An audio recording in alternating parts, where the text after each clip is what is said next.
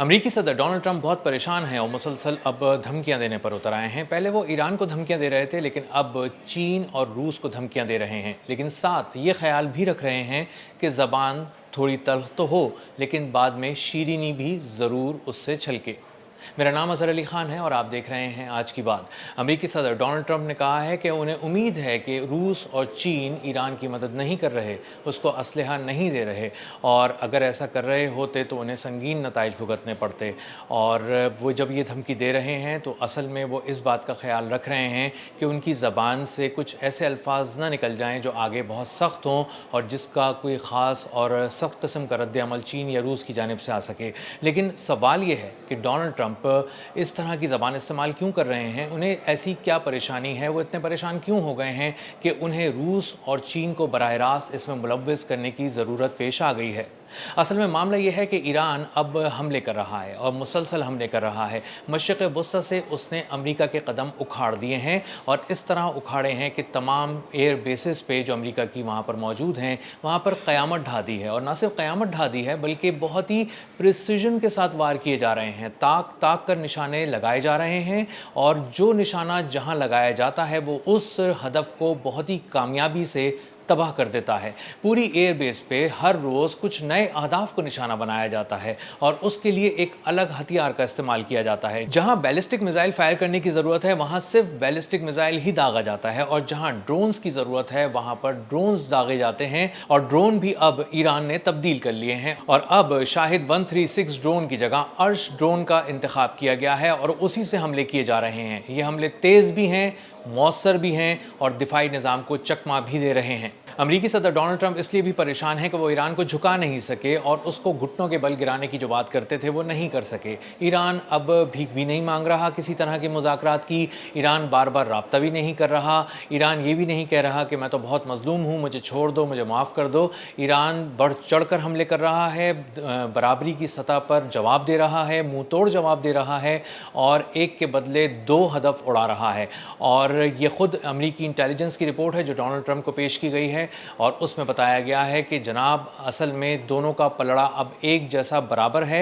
America जिस तरह हमले करता है, ईरान भी वैसे ही हमला करता है और ईरान ने पूरी मशरिक़ वस्ता की बेसिस को गर्म कर दिया है और इस हद तक गर्म कर दिया है कि वो अब गैर फ़ाल हो रही हैं और वहाँ से अब अमेरिका अपना कीमती साजो सामान जो सामान हर्ब था वो उठा कर यूरोप, इसराइल और दीगर जगहों पर मुंतकिल कर रहा है। वहाँ से फ़्लाइट्स भी नहीं उड़ान भर रही और जिस तरह के फ़ाइटर जेट्स वहाँ से उड़ान भर कर हमले कर रहे थे, अब उनको भी बहुत बुरी तरह ब्रेक लग चुके हैं। अब ईरान जब बैलिस्टिक मिसाइल इस्तेमाल कर रहा है एयर बेसिस को निशाना लगाने के लिए, चाहे वो कुवैत में हो, बहरीन में हो या उर्दून में हो, वो बहुत ताक कर उनको निशाने लगा रहा है। और अब बैलिस्टिक मिसाइल पहले जैसे बैलिस्टिक मिसाइल भी नहीं रहे। ये असल में नई नौइयत के एक बैलिस्टिक मिसाइल हैं जिन्होंने इनोवेशन के ज़रिए इनको बहुत ही बेहतर किया गया है ईरान में।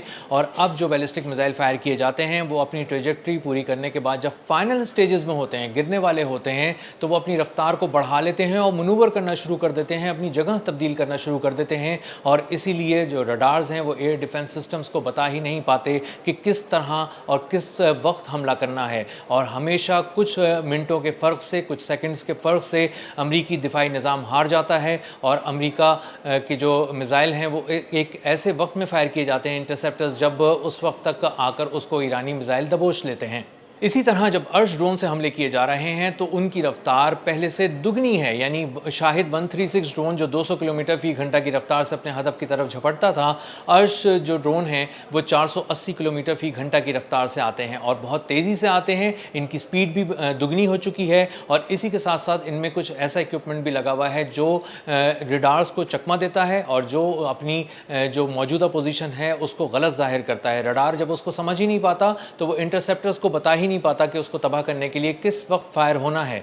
इसीलिए अमेरिका का इंतहाई महंगा दिफाई निज़ाम जो हम पिछले कुछ दिनों के अंदर सुन रहे हैं, थार्ड के रडार्स, इसके साथ साथ पूरे पेट्रियट सिस्टम मुख्तलिफ एयर बेसिस पे इसीलिए तबाह हो रहे हैं कि अमेरिका के दिफाई निज़ाम उसको पढ़ ही नहीं पा रहे और जब वो पढ़ नहीं पाते, देख नहीं पाते तो वो उसको हमला करके तबाह नहीं कर पाते। अमरीकी सदर डोनाल्ड ट्रंप इसलिए भी परेशान हैं और इसलिए भी रूस और चीन को धमकियां देने पर उतर आए हैं कि उनको पता है कि बहुत सारे हमले ईरान इस तरह कर रहा है कि उनकी प्रिसीजन सैटेलाइट की मदद के बगैर हो ही नहीं सकती। इसका मतलब है कि सैटेलाइट की मदद चीन या रूस में से कोई एक मुल्क कर रहा है, और इसीलिए अब वो जहां दबे लफ्ज़ों में बात करते थे अब खुलकर बोलना शुरू हो गए हैं कि दरअसल चीन और रूस की मदद से ही ईरान इतनी प्रिसीजन के साथ मुख्तलिफ एयर बेसिस पे वार कर रहा है अमरीका की, और अमरीका की फ़ौज को नाकाबिले तलाफी नुकसान से दो चार कर रहा है। पिछले कुछ दिन के दौरान ईरान ने कुछ ऐसे हमले किए हैं जो एकोमोडेशंस पे किए हैं, रिहाइश गाहों पे किए हैं, मुख्तलिफ एयर बेसिस पे रहने वाले अमरीकी फ़ौजियों की रिहाइश गाहों को